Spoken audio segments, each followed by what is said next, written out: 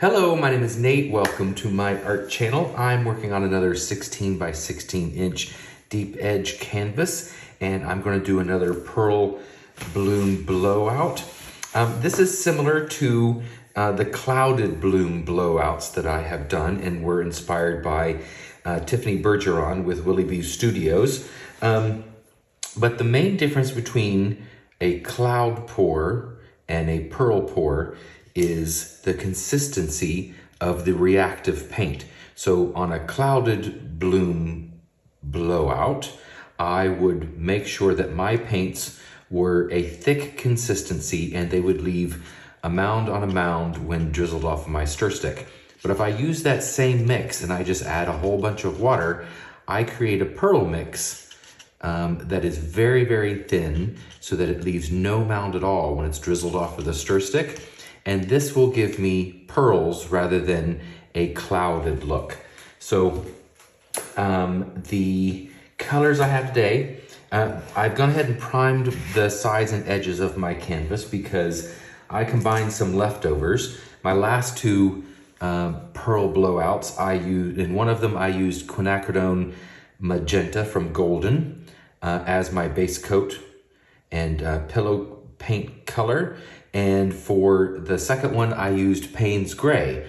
And so I just combined those in equal amounts and I came up with this gorgeous kind of smoky purple color. And I'm excited to use this. So it is the same consistency. It leaves no mound when it's drizzled off of the stir stick. And the Payne's Gray is semi-opaque, but the quinacridone magenta is transparent. So I've made this into, by combining them, I've made it into a semi-transparent color. So it is important to paint the sides and edges and prime it with that color so that as it travels over the edge, the white of the sharp spot right here on the edge doesn't show through that transparency and give this kind of clouded look, or like a faded look on the outside edges. This should roll over the edges and maintain its color intensity all the way across.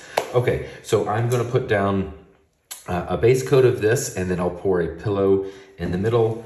And you know what, instead of putting on music, I think I'm just gonna talk my way through this one so I can kind of explain my thought processes as I go. So I'm just gonna tilt this out. I don't need to go all the way over the edges, but this base coat just allows my paint to flow easier. In the bloom technique, you don't necessarily need to cover your whole canvas. You just use your pillow, but house paints move differently than acrylic paints do. So I want as much coverage as possible because this paint is not as elastic as house paint would be. So now I'm just going to bring the weight of the paint back into the center. I don't need to cover the whole canvas, and I have some left over still, so I can cover my corners and edges if I need to, if I want to. I see lots of air bubbles. We're going to go ahead and pop those now. I did just mix all these paints up and strain them, so there's going to be lots of air bubbles. Okay, so now we put down a pillow, and as roughly in the center as possible. Just enough there to create a little bit of a cushion. And then I'm going to put my reactive paint next. So this is my pearl mix here. Nice healthy amount. And then the colors that I'm gonna blow over top of that will come next. I've got this Liquitex Basics Deep Violet left over also, and I'm just going to add a nice little puddle of that. And then I have this little piggy pigment. It's one of their new colors called Algae. It looks very pastel blue at the moment, but it dries green with a pink flash to it. So I think this is going to be really pretty in here. there. And then I have some leftover blues. I think the base of it was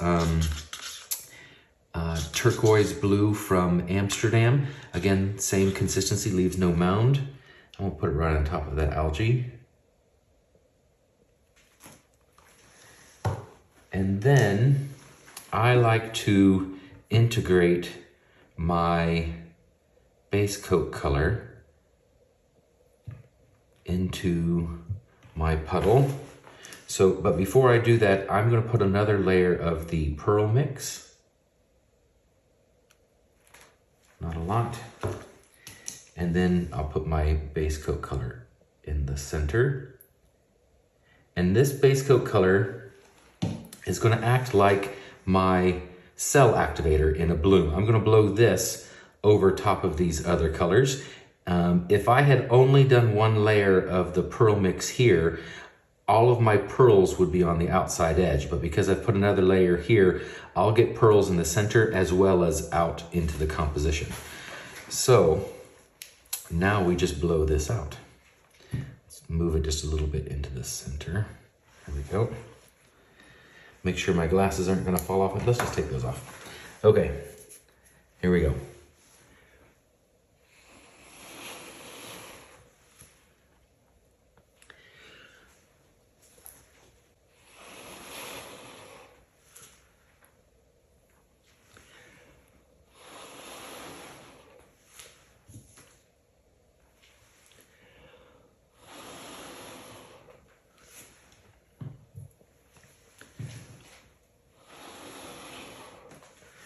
I'm just working my way around the circle and starting here and blowing that color over.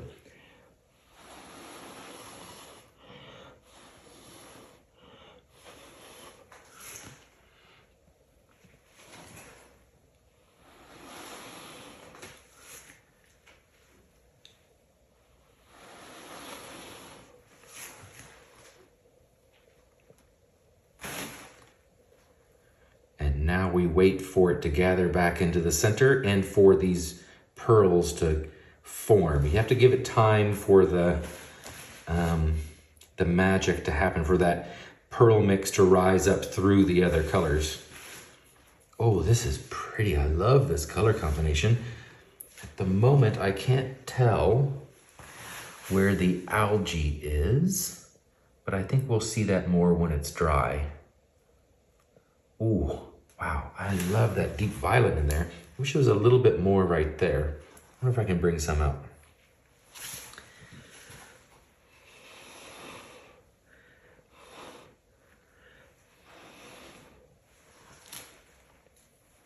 That's better. A little more color balance that way. Look how that's coming into the center. And I've got pearls and lacing here in the center, and then lots of pearls on the outside edge too. So my double stacking of that pearl mix really is working. And let's go ahead and pour some more paint around the outside edge, all the way around this. I'll put some on the corners too. Just make sure those get covered as we're spinning. We're not going to spin too quick because we don't want to warp these. Oh, this is gorgeous. So pretty. I really like it. I can see that it's still moving just a little bit back into the center. So I'm gonna let that keep doing its thing for just another moment. Maybe I'll put this on a little time lapse.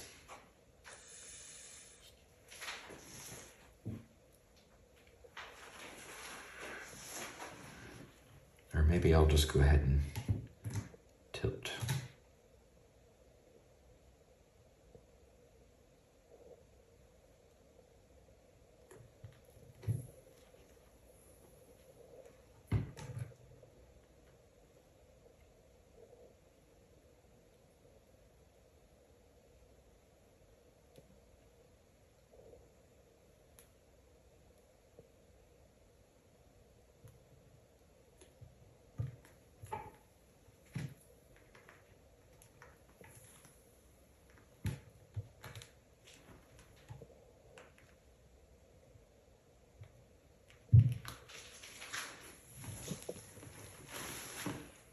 Okay, good first spin.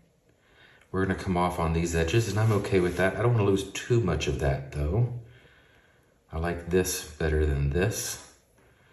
So let's see if we can adjust the weight of our paint a little bit. We can always bring that center back after we spin one more time.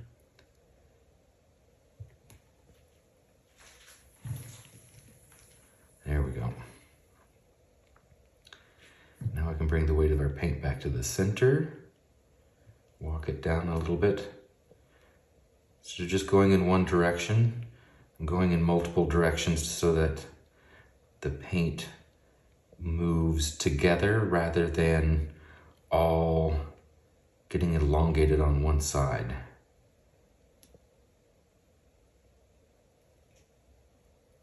That's good. We do still have to lose a little more paint, so we're going to give it another spin.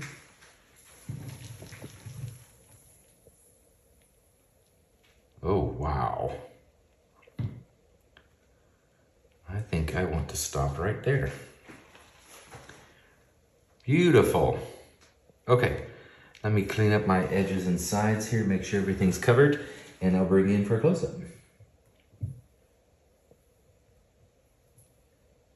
We're covered. Wow, it's so ghostly, and these pearls are huge. Look at this cluster right here. It is amazing. Some of those are the size of my thumb.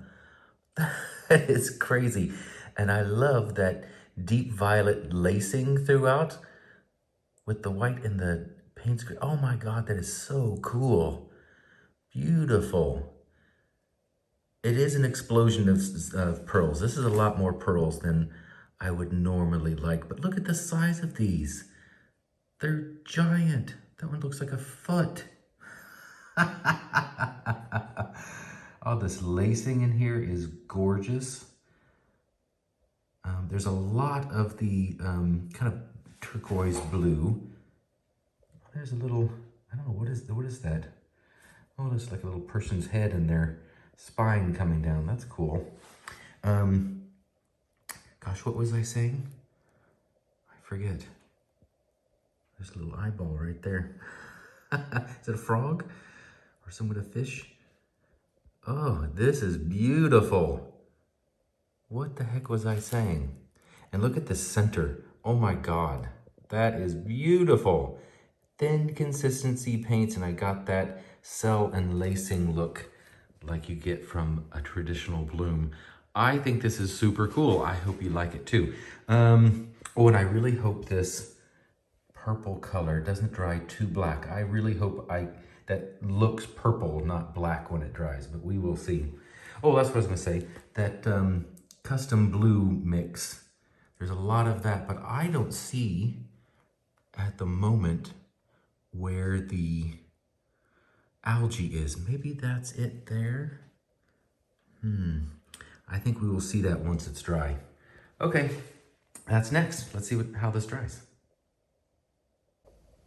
Okay, here we go with the dry results. I thought I'd put up the one from my previous video as well, because I didn't have a chance to include the dry results of that one in that video. This is the one that we just did, and it's really pretty. I like it a lot. There's a lot more pearls in this one, so that because the consistency was a bit thinner. And you know, I still love all of this lacing in the cells in the center. Really pretty cells out here. I'm a little disappointed though in the Payne's gray and magenta, quinacridone magenta mix. Just dried black. It's so, you can't even really see a tone of purple in that, which is a little sad. I liked that purple tone. That Payne's gray is really strong. So maybe a little less of it next time, because I want to keep that kind of purple. Or maybe I just use a different kind of purple for the background. I do like this one better. I like the shape of it a little better. This one, because it was thinner, just kind of became a round shape, where this one seems to have a little more petals. So I do like the slightly thicker consistency better.